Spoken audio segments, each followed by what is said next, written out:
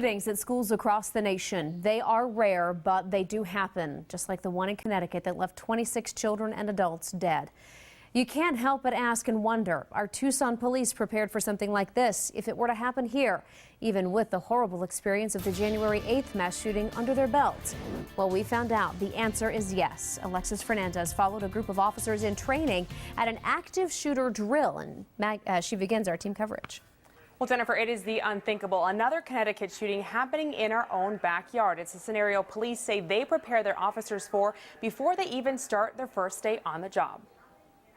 Oh, Yelling, there's somebody right there. high stress, and loud bangs. That is what a police officer needs to be able to handle when confronted with an ongoing shooting. To help simulate that reality, the Tucson Police Department requires all officers in training to go through an active shooter drill before they go out into the field to protect our community. We've been doing this ever since Columbine, so it's nothing new.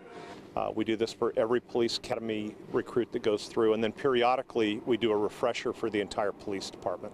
Today, 27 officers in training went through 3 different drills at an empty school using paintball bullets. The National Guard and U.S. Marshals also took part. Teaching them to go directly to the threat, stop that person from killing anyone, and then be able to compress the period of time it takes to render aid to the victims who are already hurt.